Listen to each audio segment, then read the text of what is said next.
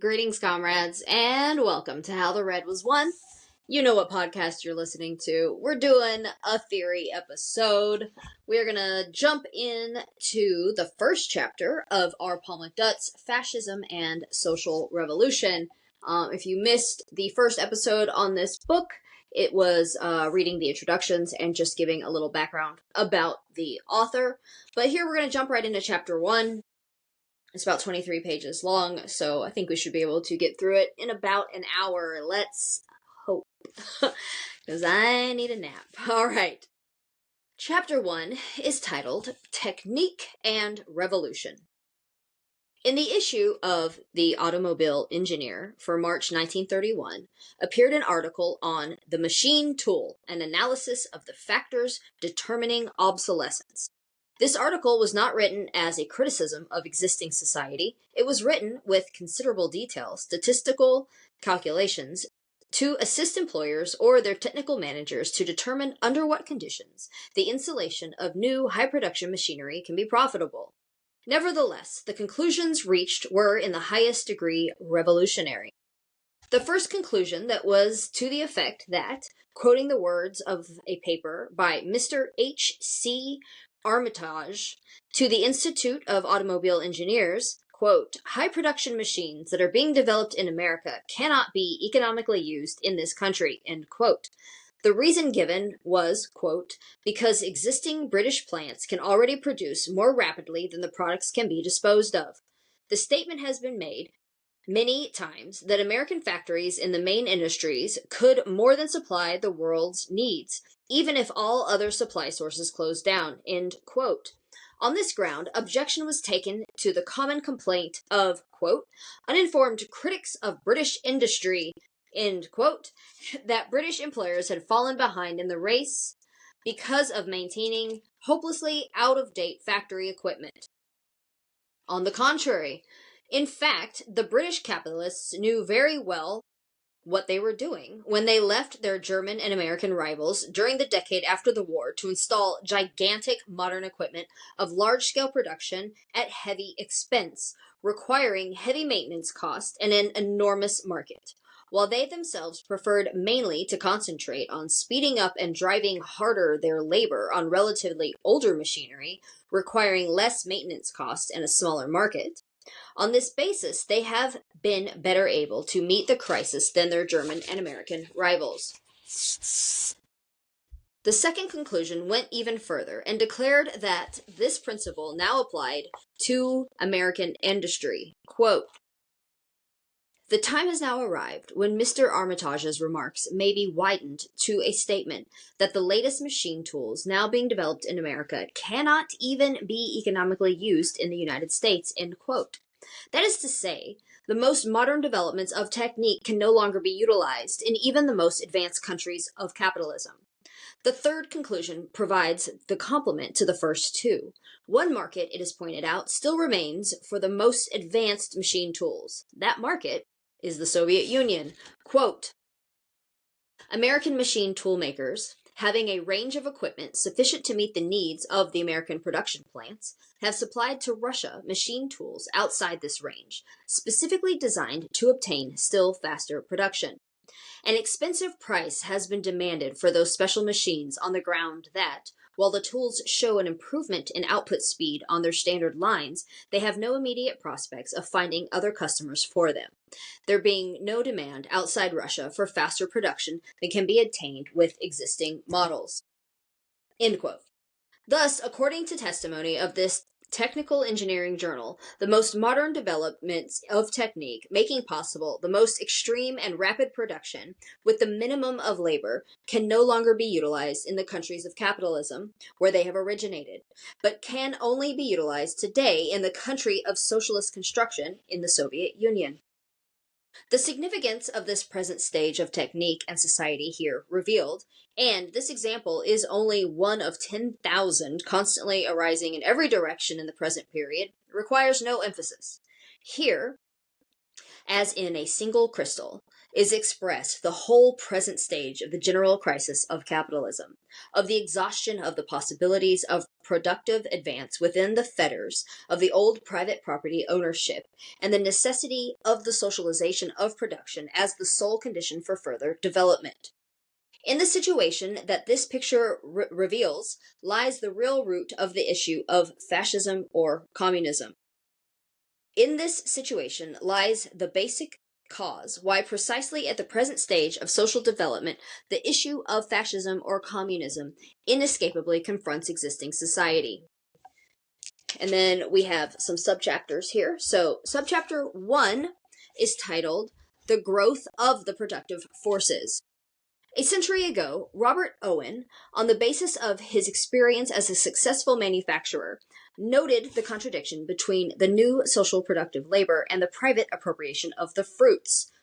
And this quote is from, again, Robert Owen in his, book or paper, The Revolution in the Mind and Practice of the Human Race. This is from 1849. Quote, "The working part of this population of 2,500 persons in New Lanark was daily producing as much real wealth for society as, less than half a century before, it would have required the working part of a population of 600,000 to create. I ask myself, what became of the difference between the wealth consumed by 2,500 persons and that which would have been consumed by 600,000? End quote. The contradiction of capitalism was thus already clearly seen by Owen on the basis of his conduct of the model factory of New Lanark from 1800 to 1829. But the criticism remained an idealist criticism. For capitalism in this period, despite all the cruelty and poverty involved in its process, was still ascending. It was still able to organize and develop the productive forces. It was still a progressive factor, carrying through the transformation from wasteful and uneconomic small-scale production to modern large-scale production, and thus preparing the material basis for the future society. The critique of capitalism on this period by Owen and others remained utopian. The answer to this type of critique of capitalism was provided by Marx in his discussion of a similar line of argument of Proudhon. And then this is a long quote by Marx from Poverty of Philosophy 1. Quote, "In 1770, the population of the United Kingdom of Great Britain was 15 million, and the productive population 3 million. The scientific power of production would about equal a population of 12 more million, thus making a total of 15 million of productive forces. Thus, the productive power was to the population as 1 is to 1, and the scientific power was to manual power as 4 is to 1. In 1840, the population did not exceed 30 million. The productive population was 6 million, while the scientific power amounted to 650 million. That is to say, it was the whole population as 21 to 1, and to manual power as 108 to 1. In English society, the day of labor had thus acquired in 70 years a surplus of 2,700% of productivity. That is to say that in 1840 it produced 27 times as much as in 1770. According to M. Proudhon, it is necessary to put the following question. Why is the English workman of 1840 not 27 times richer than the workman of 1770? In putting such a question, one would naturally suppose that the English had been able to produce these riches without the historical conditions in which they were produced, such as the private accumulation of capital, the modern division of labor, the automatic workshop, anarchic competition, the wage system, and in fine, all that which is based upon the antagonism of classes having to exist. But these were precisely the necessary conditions for the development of the productive forces and of the surplus of labor. Thus, it was necessary, in order to obtain this development of the productive forces and this surplus labor, that there should be some classes which thrive and others which perish. That's the end quote. The basic competition of the capacity of development of the productive forces as the measure of a progressive or reactionary social order is no less strongly expressed in Marx's praise of Ricardo. And this quote is from Marx in Capital Volume 3. Quote, "The reproach moved against him, that he has an eye only to the development of the productive forces, regardless of human beings, regardless of the sacrifice in human beings and capital values incurred, strikes precisely his strong point. The development of the productive forces of social labor is the historical task and privilege of capital. It is precisely in this way that it unconsciously creates the material requirements of a higher mode of production." End quote. The Marxist critique of capitalism thus basically differs from the utopian school still surviving in the so-called English socialism. The Marxist critique recognizes the historical role of capitalism in the development of the productive forces. But the Marxist critique laid bare, already nearly a century ago, when no other economists or thinkers had the slightest glimmering of the future line of development, that the inner laws of capitalist development would inevitably lead to a stage at which capitalism could no longer organize the productive forces, but could only result in successively more violent crises, stagnation, and decay, and at which only the new social class, the proletariat, freed from the limitations of private property, could alone organize the social productive forces to a higher level. This is the heart of Marxism, whose political expression and the dictatorship of the proletariat as the necessary condition of the solutions of the problems at the present epoch. It is this culminating stage of capitalism that we are at present living through, the stage of imperialism or capitalism in decay, and more particularly now since 1914, the stage of the general crisis of capitalism, or final phase within imperialism, when the forces of production are in even more violent conflict with the cramping fetters of the existing property relations of production, when capitalism in more and more obvious decay is faced with the advance of victory of the proletarian social revolution, and when capitalism in decay is resorting to every device and expedient to maintain its power. Let us first note the gigantic growth of the productive forces since the early criticisms a century ago. The following table gives the growth of industrial machine power, omitting motor transport power, in the past century in millions of horsepower. 1 horsepower is commonly calculated as the equivalent to the muscular power of 6 men. I did not know that's what horsepower is not the power of 1 horse. Why? Okay, so this chart from 1932 was published under the title The Machine Unchanged. And let's see, we're talking about growth of industrial machine power in millions of horsepower. And all the countries listed are the UK, France, Germany, US, other European countries, and then the whole world. And the years are 1835, 1875, 1913, and 1928. And all the numbers go up, I think is really just the point here. The UK one, 0.03 to 6 to 28.5 to 37. And again, these are millions of horsepower machine power that is being not just developed, but utilized in productive forces. Okay. Line go up is the point here.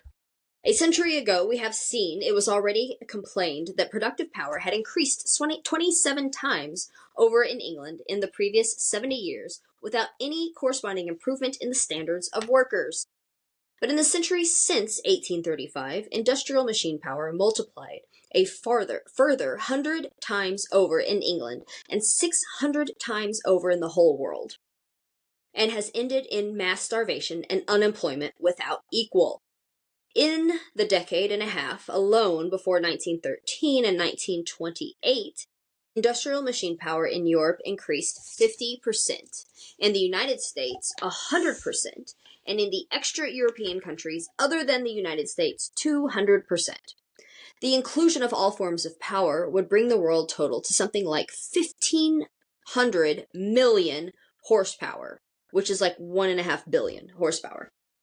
On the basis of Stuart Chase in his Machines and Men, published in 1929, has estimated the machine power of the world as representing the muscular power of 9,000 million additional men. I've read a few books from this time, and did they not use the word billion? 9,000 million is such a weird phrase. Anyway, doesn't really matter. Let's see. 9,000 million additional men, or equivalent of 5 slaves for every man, woman, and child of the human race. Between 1913 and 1927, electrical power production, according to the Report on Power Resources of the World, presented to the World Power Conference in 1930, increased from 47,000 million units to 200,000 million units, 47 billion to 200 billion. Between the first and second World Power Conferences in 1924 and 1930, electrical output doubled from 150 billion units to 300 billion units. That is from The Economist, the 21st of June, 1930. This expansion of productive power has most strongly affected manufacturing industry, but has also affected agriculture and the raw output of materials, not in equal degree, but far outstripping the growth of human population. Already in 1890, according to Hausleiter, it doesn't matter. The cost of agricultural production in the Great Grain Circle, which is the United States, Canada, Argentina, and Australia, has been reduced by mechanization to 1/4 of the cost of the old production by hand labor in 1830.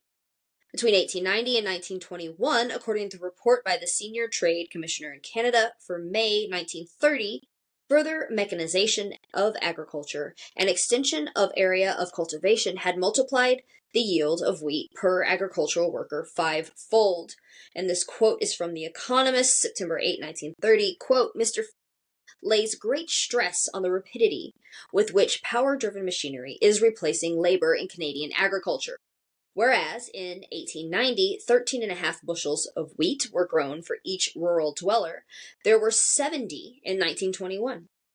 And as the most revolutionary machine, the combined reaper and thresher, was only introduced in 1924, the output per worker must now be a great deal higher.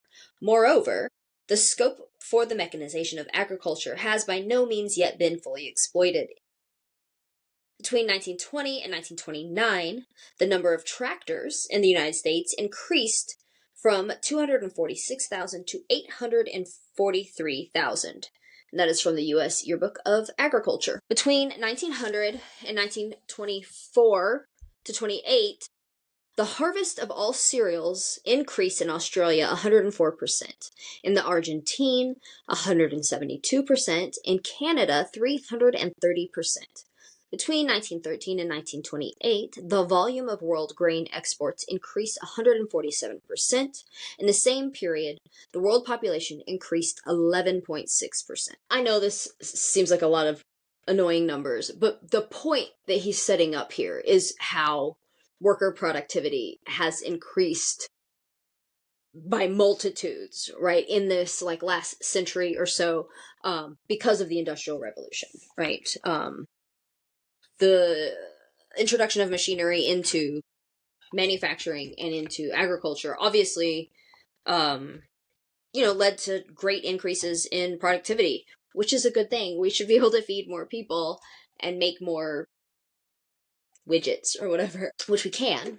But the point he's making is that why are people still working so much and so hard, and why are they not reaping the benefits of this increased productivity, right? So just stick with me through here with all these numbers. We're almost there, I think.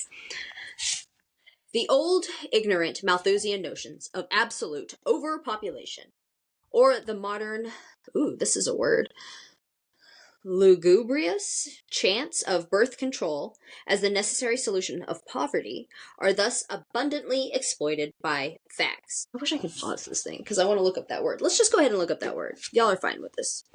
Lugubrious. Let's see. Lugubrious.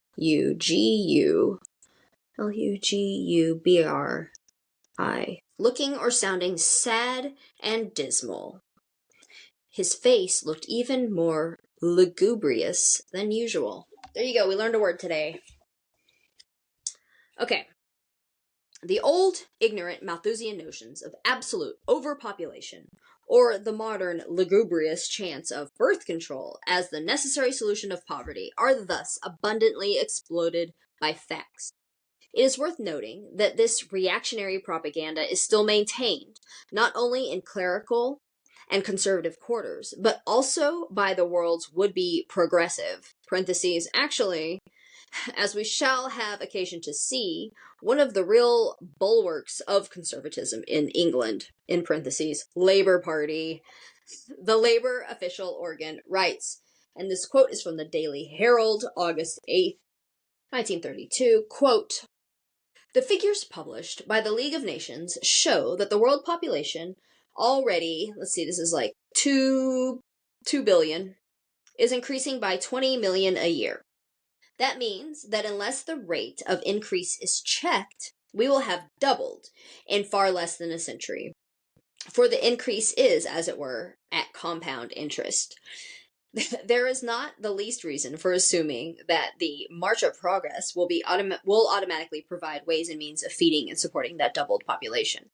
There is only too much evidence in India and China, for example, that the overcrowding of a too big population brings with it appalling conditions of misery.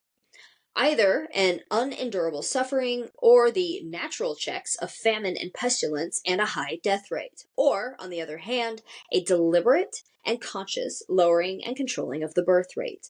Those are the alternatives that face humanity." End quote. Ooh, that's dark. Okay, fortunately, these are not the alternatives that confront humanity today. The alternatives that confront humanity today are serious enough, but they are alternatives of the destruction and anarchy of capitalism, involving still greater poverty and misery in the midst of abundance and rising productive power, or the social organization of production, bringing abundance for all. The overpopulation, like a simultaneous overproduction, is only relative to the capitalist conditions of production. Against this reactionary and vicious propaganda, concealing under cover of absolute clerical superstitions the true social causes of poverty and misery, concealing also characteristically enough the role of imperialism in India and in creating poverty, may be quoted the opinion of the leading international statistician, Sir George Nibs, who estimated that even with present resources and technique, the Earth could easily maintain 4 times the present population at a good standard. Well, that's good news because that's where we're at right now.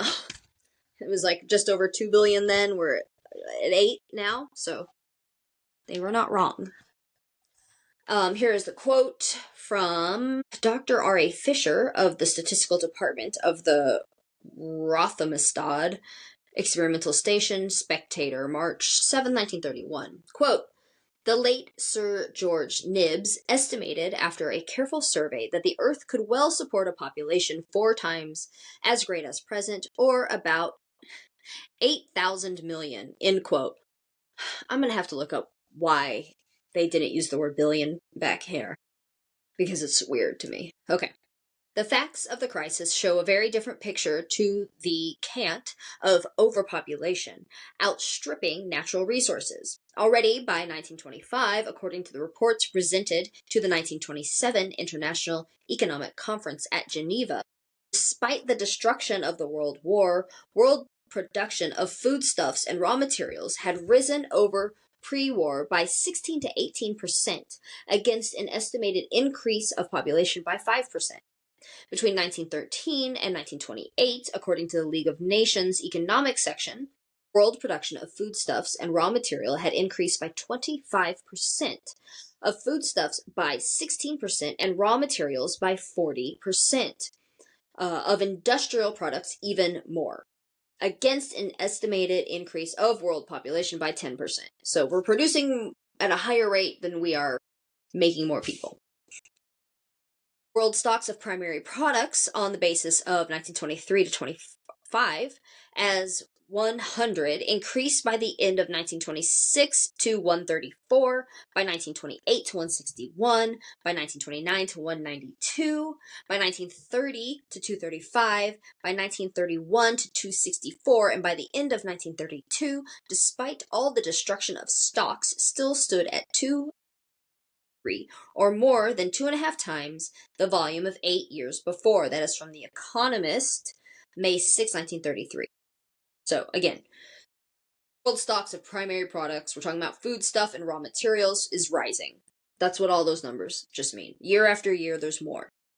World stocks of manufacturers showed a less overwhelming accumulation only because, quote, the existence of a large volume of unemployed but immediately available factors of production, end quote, has the same effect in the sphere of manufacturers corresponding to that exercised by enormous stocks of primary products. The growth of production in every direction, whether of foodstuffs, raw materials, or manufactures, has thus greatly exceeded the growth of world population. Right, that's the point. And the increase of productive power, which has only been partially and incompletely used under capitalist conditions, with many artificial limitations and restrictions, has been in reality enormously greater than the actual growth of production. But this gigantic increase of productive power has outstripped the capacity of capitalism to organize it. The outcome of this gigantic increase of productive power has been world crisis, stagnation, and closing down of production, mass unemployment, mass impoverishment, and the lowering of standards on a scale without parallel since the beginning of capitalism, accompanied by a growing social and political disturbance and recurrent war. This problem is the basic problem confronting present-day society. Okay, that is subsection 1 of chapter 1. I know that's a lot of numbers. I kind of gloss over stuff like that too, but he's just illustrating with like data, right? That workers are more productive. That's literally it. The people are producing more, and yet, because of capitalism, they're not doing great. Working class, not doing great in the 1930s. Or now. Okay. Subsection 2. The conflict of the productive forces against existing society. This is the world situation, which reveals that the system of capitalist relations, the capitalist class ownership of the means of production, has outlived its progressive role and has become a fetter on the organization of production. So capitalism is no longer progressive, as it was when we moved from feudalism. That was a progressive step into bourgeois capitalist production. It has now, 100 years ago, already outlived itself. The World War I, right? The World War was the beginning of the violent expulsion of this conflict, of the conflict between the ever-growing productive forces and the limits of existing property society. Since 1914, we have entered into a new era, the era of the general crisis of capitalism and of the advance of the world socialist revolution. The world economic crisis, which opened in 1929, has brought these issues to the present stage of society, and of the basic economic contradictions underlying them more sharply to the general consciousness than ever before. But the significance of this world economic crisis is commonly seen through two narrow spectacles. It is seen as a special temporary disorganization breaking in on an otherwise harmonious and smoothly working economic mechanism. Alike in the pessimistic and the optimistic readings of its significance, the proportions have tended to be lost. Just as the extreme low depths of depression produced almost universal utterances of pessimism and apocalyptic gloom from the leaders and professors of capitalism, so the first signs of an upward movement produced a universal sigh of relief and reprieve, as if the worst were over and all might yet be well again. In fact, the devil was sick. That's in quotes. I assume that's a common saying at the time. The devil was sick. I kind of like it. Maybe we should bring that back. But the real significance of the world economic crisis, which has so greatly exceeded in its scope, All previous economic crises can only be correctly understood in relation to the whole development of capitalism, and in particular, the development of capitalism during the last 2 decades. That is, in relation to the general crisis of capitalism, which opened in 1914. The general crisis of capitalism should not be confused with old cyclical crises of capitalism, which, although demonstrating the inherent contradictions of capitalist relations, nevertheless constituted an integral part and direct factor in the ascent of capitalism. I can't decide if I want my glasses on or yeah. I think it's time for readers, y'all. Okay, where did we go? The cyclical crises, as illustrated in 1920 to 21 and in 1929, continue, but take on a new and intensified character in the period of the general crises. The old cyclical crises were, according to Marx, quote, always but momentary and forcible solutions of the existing contradictions, violent eruptions, which restore the disturbed equilibrium for a while, end quote. That is from Capital Volume 3. Their characteristic feature was to solve the contradictions, albeit by anarchically violent and destructive means, to restore the equilibrium and permit of the resumption of production on a higher plane. They weeded out the smaller and less efficient concerns. They wiped out a portion of capital values in order to save the remainder. They effected a concentration of capital. They compelled a drive to open up new markets. On this basis, they permitted, after a relatively short period, the resumption of capitalist production at a higher level. Elements of this character can also be traced in the post-war world economic crisis, but these progressive elements are overshadowed by the major negative effects of the whole process of development of cyclical crisis on the basis of the general crisis of capitalism, in the consequent destruction of stabilization and hastening of revolutionizing processes. For the general crisis of capitalism admits of no such solution. The domination of the imperialist powers has already been expanded to its maximum extent throughout the world. Monopoly capitalism, which had already divided up the greater part of the world by the beginning of the 20th century, and by 1914 was at war over its redivision, is now faced with a still sharper situation of contradictions, not only between the imperialist powers, but also between imperialism and socialism. So far from there being available new regions to open up, 1/6 of the world has passed out of the sphere of capitalism into that of social revolution. The colonial peoples are rising up in revolt. The world available for capitalist exploitation has begun to contract. At the same time, the growth of productive power is greater than ever. The extreme crisis, competition, and war forcing forward technical development at an unheard of pace. Under these conditions, there is no room for a harmonious solution, but only for ever more violent conflict. The upward movements within the general crisis become even shorter. Depression becomes the normal, broken by short upward movements and violent social and political explosions. The recurrence of the old cyclical crises within the general crisis takes on a new intensity. The general crisis of capitalism has now continued for 20 years without a break, only changing one form for another. The violent explosion of the World War only gave place to the still more profound struggle of revolution and counter-revolution throughout the world. The defeat of the revolution in the countries outside the Soviet Union brought no solution and peaceful development, but only laid bare the post-war chaos of capitalism. The temporary stabilization and upward movement of the middle 20s proved only by a false and illusory stabilization. Quote, the prosperity of the period, 1923 to 29, was to a large extent illusory, and the seeds of future trouble had already been sown. End quote. That is a British government note to the United States, December 1st, 1932. Its only outcome was the new form of the basic contradiction expressed in the extreme world economic crisis, which began in 1929 and continues now in its 5th year. This, in its turn, breaks out into new and violent explosions in the spread of fascism, and the visibly approaching Second World War. First mention of fascism. Already, in the closing years of his life, Engels noted the approach of a new era. Quote, "There is now no doubt that the position has changed fundamentally by comparison with formerly.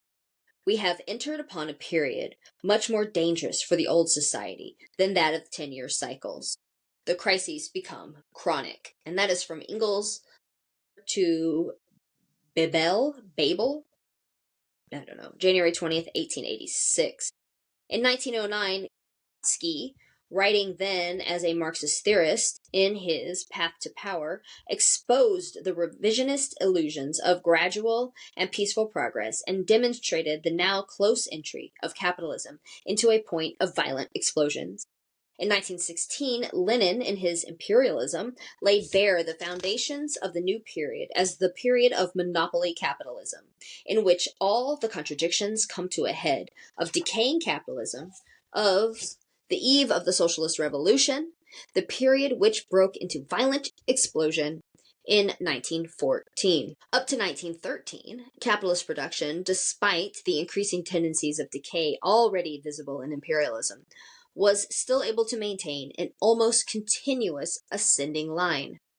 This next quote is from the League of Nations World Economic Survey, 1932 to 33. Quote, "For many decades before the war, world production, according to the best estimates available, increased with remarkable regularity of trend, broken only by minor degree by successive crises. This trend of increase ran through both the period of declining prices from 1873 to 1895 and the period of rising prices from 1895 onwards. Between 1860 and 1913, according to the tables presented in this publication, world production of basic commodities ascended in an almost continuous line and multiplied from 4 to 5 times. World industrial production ascended in an almost continuous line and multiplied over 6 times. But the 20 years since 1914 reveal a different picture." This quote is from the same World Economic Survey. Quote, "If the line of trend from 1860 to 1913 is extended to 1932, the rather startling conclusion is reached that the index of world production, on the hypothesis that nothing had occurred to alter its regular upward trend for the 50 preceding years, would today be rather more than twice as great as it actually is." End quote. The present world economic crisis is without precedent. Quoting from the same survey, quote, "There is no precedent for such a marked decline. Statistical series raging back to 1860 failed to reveal any previous period in which the decline in either raw material production or manufactures has been so precipitate or so severe. Independent estimates agree that in 1832, the level of industrial production in the world as a whole fell below that of 1913, end quote." So line go down now. Okay. Thus, the war and post-war period taken as a whole reveals the first large-scale, absolute setback of capitalist production. The attempt is often made, on the basis of the above facts and figures, to argue that, since 1914, appears as the great dividing point, therefore the war is the cause of all the present maladies. Comparisons are sometimes made to the post-Neopolitic period of unsettlement, revolutionary unrest, and the Industrial Revolution. And the inference is drawn that the troubles of the present period are also troubles of post-war unsettlement and of the Second Industrial Revolution, heralding a no less great expansion within the forms of capitalism. This very superficial approach to the real historical movement of two entirely different periods, and to the crux of modern world problems, is demonstrably incorrect both in fact and in reasoning.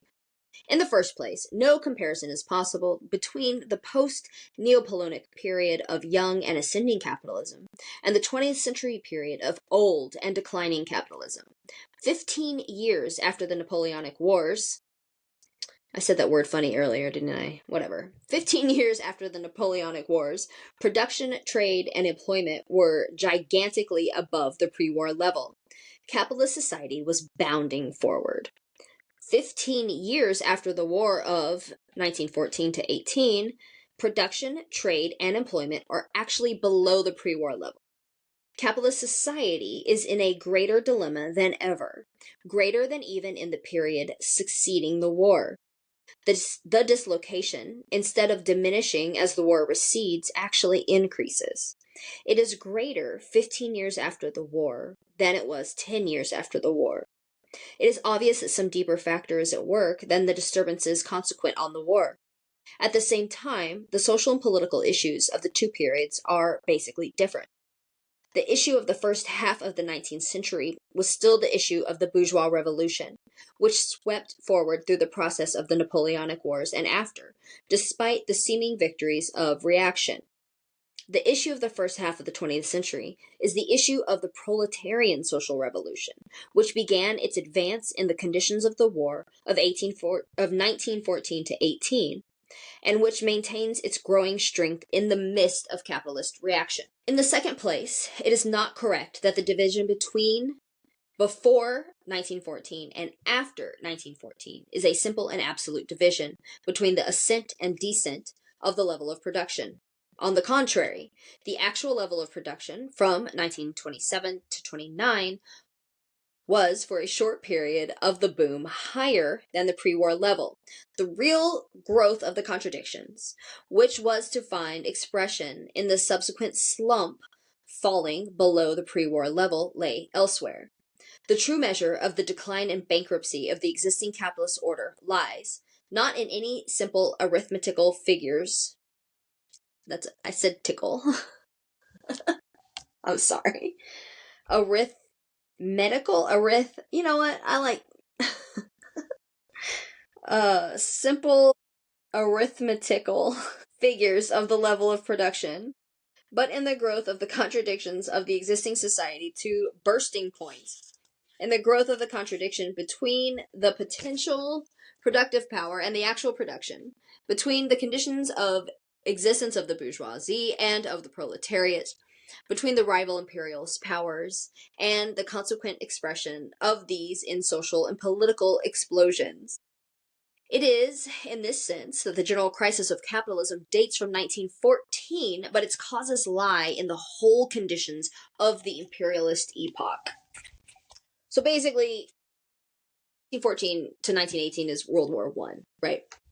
Maybe it just wasn't as commonly called that then. Probably not the one, because the two hadn't happened yet. Yeah, that makes sense. But basically, we're comparing what capitalism was doing before the war and then after the war, because we know that that war acted as,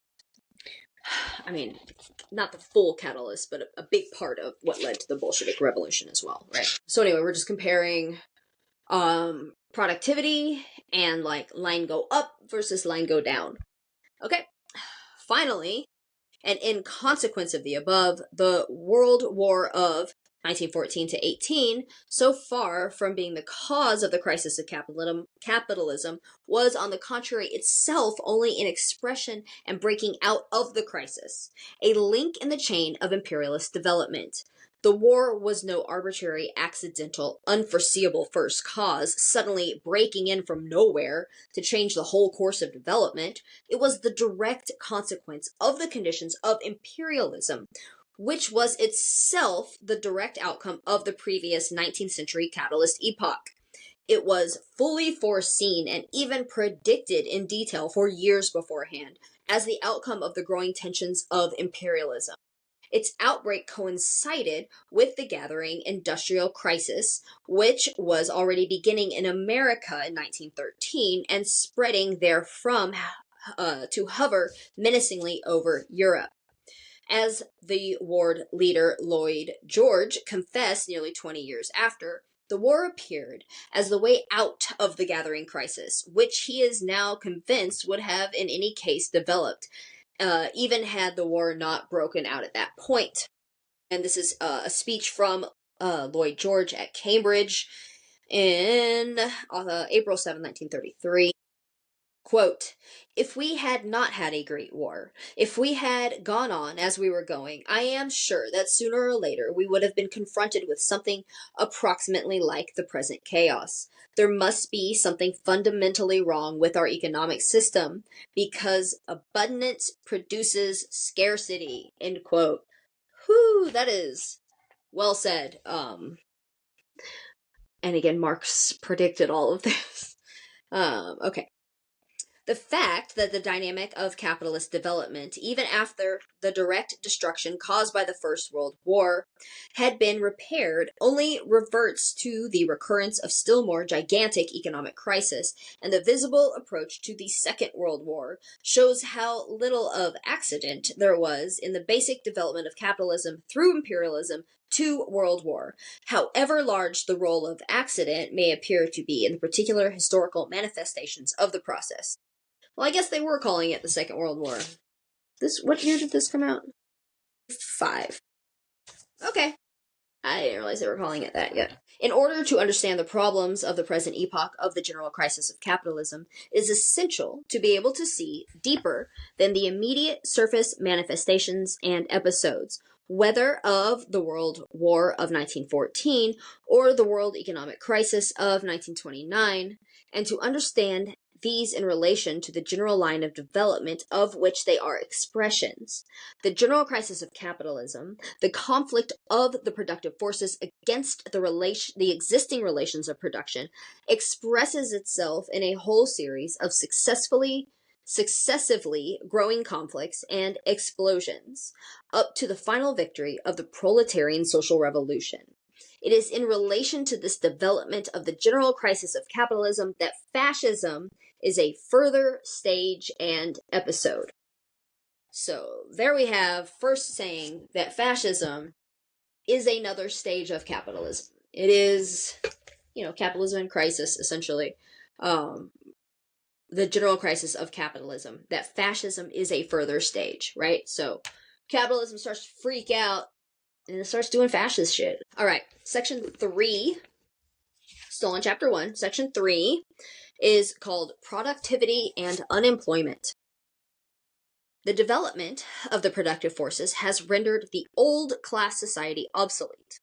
Already before the end of the war, the leading trust magnate, Lord Leverhulme, estimated that if the then existing productivity were organized, 1 hour's work per week of all citizens would provide the necessities of life for all. And this is a quote from Lord Leverhulme in 1918. Quote, with the means that science has already placed at our disposal, we might provide for all the wants of each of us in food, shelter, and clothing by 1 hour's work per week for each of us from school age to dotage. End quote. I mean, I agree. I think we could do a 4-hour work week, right? And that would be fantastic. Yeah, what is he saying, a 1-hour work week? That's pretty cool. Okay, that was 15 years ago. In the intervening decade and a half, according to the engineer J.L. Hodgson, in his paper on industrial and communal waste before the Royal Society of Arts on June 20th, 1932, in the course of which he quoted and accepted Lord Leverhulme's statement, quote, since that date, our average potential productivity has nearly doubled. 1/2 hour's work per week should thus provide a minimum standard for all, and 1 hour's work per week an overwhelming abundance. This was a long time ago, and they realized this. And yet, why should this almost immeasurable increase in productive power and the possibility of universal abundance result in universal impoverishment and lowering of standards? This is the question that confronts the whole human race. That is becoming a life and death question for the 1,900 million human beings of the capitalist world outside the Soviet Union, to which these hundreds of millions must find an answer or go down in catastrophe. It is evident that What is here in question is no natural or technical causes, but only social causes, that there is no social organization of production. The question is sharpened by the contrast of the productive increase in the Soviet Union alongside the actual decline of capitalist production. Between 1925 and 1932, production in the Soviet Union increased from 59 to 240. The corresponding figure for the United States decreased from 95 to 58. For Britain, from 99 to 86, and from Germany, from 89 to 66. This is, again, from the League of Nations, production and prices. Between 1929 and 1932, industrial production in the Soviet Union increased by 65%, and the capitalist world as a whole decreased by 37%. And again, that is from the League of Nations World Economic Survey. The most glaring and direct living expression of this present stage of contradiction between the growth of the productive forces and existing society is the spread of mass unemployment throughout the capitalist world, already before the onset of the world economic crisis and reaching a total at the height of the world economic crisis in 1933, according to official figures, of 30 million, and according to unofficial figures, of 50 million. Britain, the oldest capitalist country and the most advanced in decay, first reached this basis of permanent mass unemployment. The situation revealed itself in the winter of 1920 to 21 and has continued up to the present without a break. In the beginning of 1933, the Chancellor of the Exchequer, I don't know what that is, EXCHEQUER, the Chancellor of the Exchequer, staggered by the House of Commons by announcing that he calculated on the countenance of such mass unemployment for the next 10 years. So it's just some sort of government job. I don't want to look it up. The other countries in the succeeding years reached a similar and even more extreme basis, running at the highest point to 8 million in Germany and 14 million in the United States. This is unemployment we're talking about. Yeah. Unemployment at a certain level has always been present in capitalism. The development of production in capitalist conditions has always displaced workers and independent producers and thus created the Industrial Reserve Army, which was indispensable to meet the fluctuations of capitalist production and to maintain the proletariat in subjugation. But this Industrial Reserve Army was part of the machinery of expanding capitalist production. The absolute number of productive workers employed successively grew. It was only since the war that the new phenomenon appeared of a permanent unemployed army, grudgingly kept just alive at the lowest level of subsistence by the bourgeoisie, while the absolute number of productive workers employed has directly decreased. So, just unemployment is skyrocketing since World War I, essentially. We're talking about the 20s and 30s, right? Of the possibility of such a stage of chronic unemployment and absolute decline of the productive workers, Marx wrote, and this is from Capital Volume 3, quote, "A development of the labor forces which would diminish the absolute number of laborers, that is, which would enable the entire nation to accomplish its total production in a shorter time, would cause a revolution, because it would render the majority of the population subservious," end quote. And then this is from Engels in 1886. This is a letter that he wrote, 1886, yes. "America will smash up England's industrial monopoly, whatever there is left of it. But America cannot herself succeed to that monopoly. Unless one country has the monopoly of the markets of the world, at least in the decisive branches of trade, the conditions, relatively favorable, which existed here in England from 1848 to 1870, cannot anywhere be reproduced. And even in America, the condition of the working class must gradually sink lower and lower. For there are three countries, say, England, America, and Germany, competing on comparatively equal terms for the possession of the world market. There is no chance but chronic overproduction, one of the three being capable of supplying the whole quantity required," end quote. Today, we are face to face with the situation. The position in America is reported as follows. This is from H.B. Butler in the International Labor Review, March 1931. Quote, the United States Commissioner for Labor Statistics recently stated that if 200 out of the 1,357 boot and shoe factories in the countries worked full-time, they could satisfy the whole existing demand, and the remaining 1,157 establishments could be closed down. Similarly, 1,487 of the 6,057 coal mines could produce all the coal that was needed, end quote. So, again, this is just, we could be so much more efficient, right? Then and now. Between 1919 and 1927, factory output in the United States rose from 147 to 170 on the basis of 1914 as 100, while employment index fell from 129 to 115. Between 1919 and 1929, the Federal Reserve Board Index of Industrial Production rose from 84 to 119, while the number of industrial wage workers fell from 9,039,000 to 8,742,000. This absolute decline in employment was before the collapse during the Great Upward Boom. Okay, a large decline in employment even before the stock market crash of 1929. Things were already heading this way, is basically what he's saying. The stock market crash shouldn't have been such a surprise because this is where we were heading. Okay, Britain reveals a similar picture.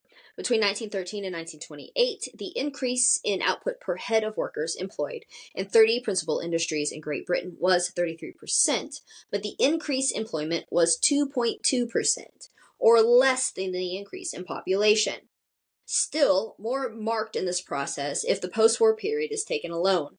Between 1923 and 1928, the number of insured workers in employment fell from 8,368,000 to 7,898,000. The index of production, rose from 88.7 to 96.3. Production rose 7.6%. Employment fell 5.6%. And all this before the world economic crisis began to make the heaviest effects of the process felt. Okay, so productivity is up. Unemployment is also up. So productivity up, employment down. Less people are being more productive. Which would be fine if people didn't have to work to live, right? If we could just work less, if we could work that 1 hour a week, 4 hours a week, whatever is determined, that sure would be great. But no, because this is happening under capitalism, people are fucked, essentially. What is to happen to the superfluous workers? For long, the old theory of alternative employment was still endeavored to be put forward as applicable to this situation. The decline in the industrial productive workers was to be compensated by the increase of auxiliary services and luxury occupations, clerical, distributive, advertising, commercial, luxury services. Certainly, a very considerable increase in these auxiliary and in the main non-productive occupations is to be traced to the United States, Britain, and other countries during the post-war period, thus providing the basis of the rapid expansion of the so-called new middle class, which became one of the breeding grounds of fascism, just as the growth of the permanent unemployed army provided a further breeding ground. The expansion of the rentier class on one side and of luxury services and endlessly multiplied salesmanship services on the other is a measure of the degeneration of capitalism. We have a quote from Capital Volume 1. The capitalist mode of production, while on one hand enforcing economy in each individual business, on the other hand begets by its anarchical system of competition the most outrageous squandering of labor power and of the social means of production, not to mention the creation of a vast number of employments at present indispensable, but in themselves superfluous. So, Marx predicted this. Nevertheless, this supposed compensation was soon revealed as a doubtful solution. In the first place, it was manifestly no solution for the millions of miners and heavy industry workers thrown out of work. In the second place, the extent of compensation had obvious limits, which were soon reached. For in these occupations, too, rationalization begins to get to work and to repeat the process of throwing off the superfluous workers. Mechanization transforms clerical work and begins increasingly to replace clerks by more and more elaborate calculating and bookkeeping machines. Centralization cuts down on the number of competing businesses. Staffs are reduced. The white-collar workers also find themselves increasingly thrown on the market alongside their industrial brothers. Increasing doubts of the whole process and its outcome, as well as of the stock explanations and solutions, found expression in an editorial of the London Times in 1930 on American unemployment, characteristically endeavoring to treat the problem as an American problem, but in fact describing equally unemployment in Britain. And a quote from that article, quote, "It is difficult to avoid the conclusion that unemployment must henceforth be counted as a permanent American problem. To ascribe its occasional recurrence in an acute form to some special event is no less delusive than to explain it as merely seasonal manifestation. The experience of recent years has gone to prove that recovery is less and less complete after each crisis, and to show that forces other than the seasonal and accidental are at work. There is little reason to doubt that permanent unemployment is today the lot of an always growing number of American men and women." End quote. On this basis, doubt is expressed of the whole system of mass production, i.e., capitalist large-scale production. Quote, "The advantages residing in a system which relies on the mass production of standardized articles deserve more critical examination than they have been given yet." End quote. The current answers of the apologists of the system that the reduced cost of production and therefore reduced price means increased demand and consequent reabsorption of the unemployed are no longer altogether convincing. It is still doubtful. Oh, this is a quote from the Times editorial, London Times editorial. "It is still doubtful whether the increased production can always be absorbed. It is a very large question, whether new industries are created quickly enough to employ the displaced workers. In other words, it remains to be seen how perilously the machine has run ahead of man, and whether some readjustment of social condition may not ultimately be imperative. The question drives like rain to the roots of American life." End quote. Under the thin disguise of America, it is obvious that the question drives like rain to the roots of capitalism in all countries, and not least in Britain, with its longest record of permanent mass unemployment.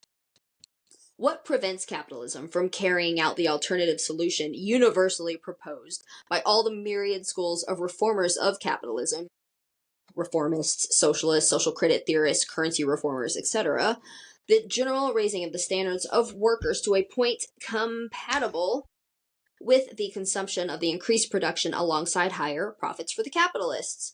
The answer why capitalism is unable to carry out this apparently simple solution, but is in fact actively engaged in carrying out the opposite, lies in the whole character of capitalism.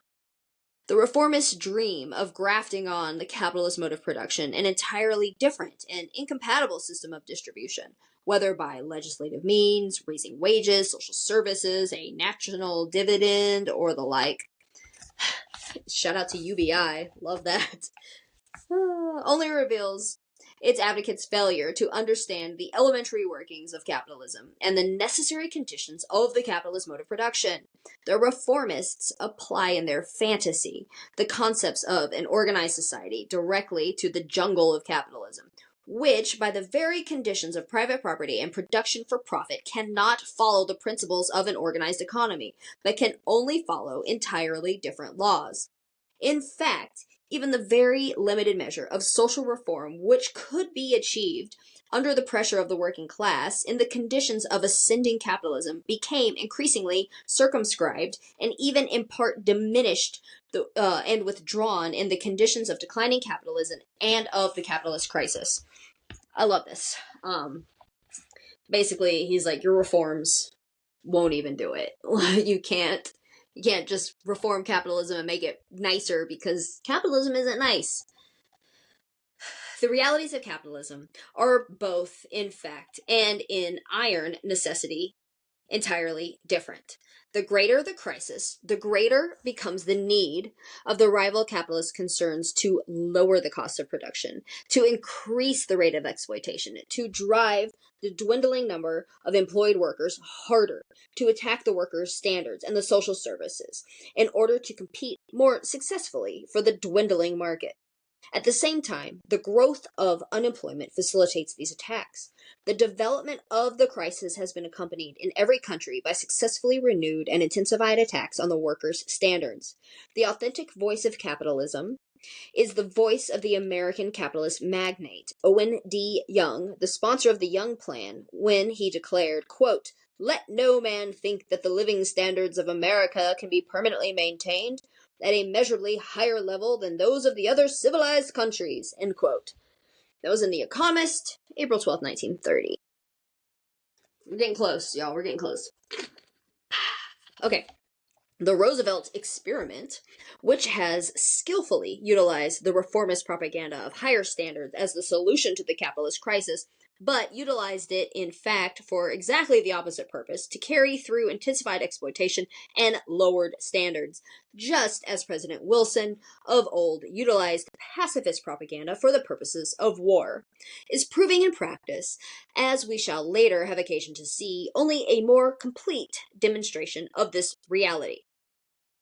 The growth of productivity has been accompanied not by an increase of the workers' share, but by a decrease of the workers' share. Between 1913 and 1928, the percentages of national income going to wages fell in the United States from 36.4 to 36, and in the United Kingdom from 42.7 to 40.9. In the United States, between 1921 and 27, the value of the product of industry rose from $18.3 thousand million to $27.5 thousand million, and that's from U.S. Department of Commerce. But in the same period, the percentages of the value of the product of industry going to wages and salaries fell from 58.7% in 1928 to 51% in 1927. And that is from P.H. Douglas, Real Wages in the United States. In Great Britain, between 1924 and 30, according to Colin Clark's The National Income, the output per person employed rose from 100 to 113, while the proportion of wages to home-produced income fell from 41.5% to 38%. I know, more numbers, right? But basically, the numbers are showing that the workers are being more productive, right? They're producing more widgets, more value, but they're getting less of it. So the percentage of that is going to their wages fell, which means that their surplus value that the capitalists took is going up, right? The rich are getting richer, and the working class is suffering. The effect of the world economic crisis has been not to reverse this process, but to carry it enormously further forward. The drive to rationalization, to speeding up, to extracting a still higher output per worker for less return has been intensified under the conditions of the crisis. Between 1929 and 1932, the output per man hour has actually been forced up by 12% in the United States, alongside 12 million unemployed. Here's a quote from The Economist, May 5th, 1933, quote, "Labor costs per unit of output have been substantially reduced by an improvement in productive efficiency. The output per man hour in the United States increased by 12% between 29 and 32. End quote. It is obvious that the effect of this is still further to intensify the contradiction which already led the economic crisis.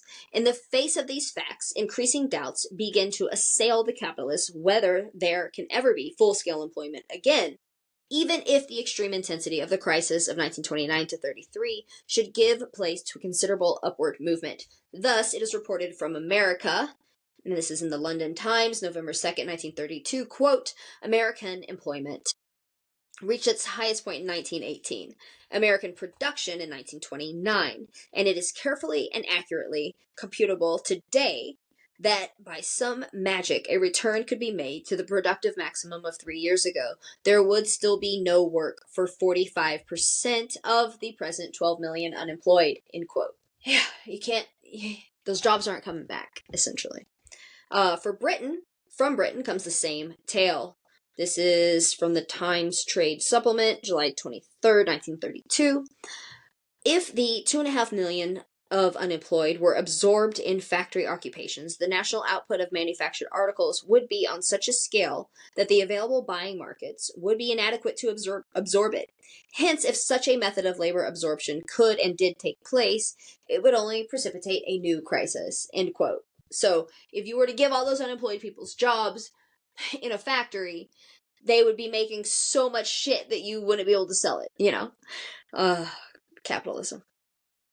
All right, such are the alternatives that begin to be seen by the capitalist, even if the persistent crisis should give place to the most extensive upward movement.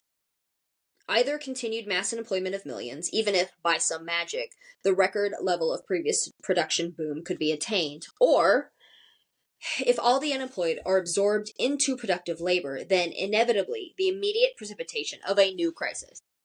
So, you can't sell all those things.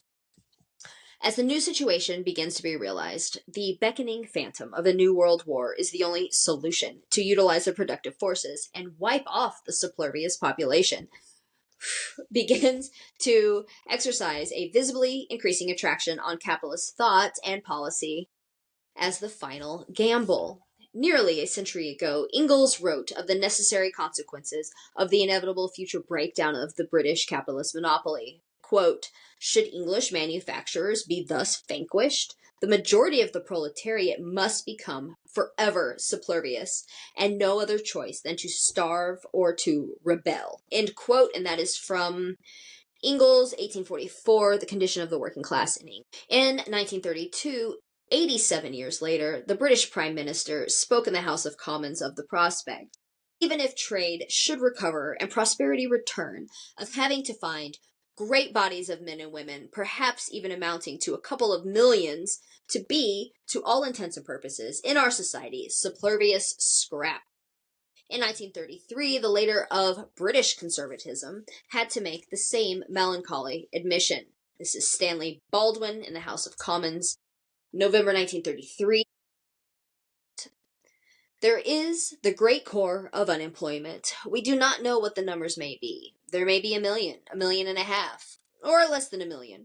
But there will be a vast number of whom there is but little hope of employment being found in this country. The gates of migration are closed to us. What can we do? That is a problem that has baffled the country completely up to now. End quote. What can we do? This is the final answer of what was once the most powerful capitalism in the world. When faced today with the problem of millions who seek only to work and live, there could be no sharper expression of the bankruptcy of capitalism when, in the midst of wealth and unexampled productive power, it can no longer even find the means to exploit a growing population of its slaves. It is compelled to proclaim millions of human beings living strong and able and willing, living strong and able and willing to labor as subservious scrap. The time draws close for the second half of the alternative to rebel as the only solution for the extending millions of producers cut off from production, no less than for the millions whose growing output is accompanied by growing poverty. So he's like, oh, we have all these able-bodied workers. Well, I don't know what to do with them. Okay, last section. 4. The alternative, social revolution or destruction. The alternatives which confront society at the present stage are thus clear. Capital can no longer utilize the productive forces. Capital can no longer utilize the full labor power of the productive population. Monopoly capitalism is more and more visibly choking the whole organization of production and exchange. The working masses can no longer find even the former limited conditions of existence within the conditions of capitalism. Increasing millions are thrown aside as superfluous. The standards of all are successfully attacked. Intensification of labor of the dwindling numbers employed is accompanied by worsening of standards. The class struggle grows more intense. New forms of widening mass struggle develop. New and intenser methods of repression and coercion are brought into play by the ruling class. Against this situation, the knowledge and understanding which begins to grow more and more widely spread of the scientific and technical possibilities of unlimited production and abundance for all confronts existing society like mockery and torment, creating on the one side, among a growing section of the dispossessed, revolutionary anger and determination, creating on the other side, among the doomed, possessing classes, growing desperation and recklessness, the revolt against science, the revolt against mechanical technique and readiness to embark on ever more frenzied courses of violence and destruction. That's a banger of a paragraph right there. Two alternatives, and only two, confront existing society at the present stage of development of the productive forces and of social organization. One is to throttle the development of the productive forces in order to save class society, to destroy material wealth, to destroy millions of superfluous human beings in the slow rot of starvation and the quick furnace of war, to crush down the working class movement with limitless violence, to arrest the development of science and culture and education and technique, to revert to more primitive forms of limited, isolated societies, and thus to save, for a while, the rule of the possessing classes, at the expense of a return to barbarism and spreading decay. This is the path which finds its most complete and organized expression in fascism. And two, the other is to organize the productive forces for the whole society by abolishing the class ownership of the means of production and building up the classless communist society, which can alone utilize and organize the modern productive forces. This is the path of communism, of the revolutionary working class. The issue of these two paths is the issue of the present epoch.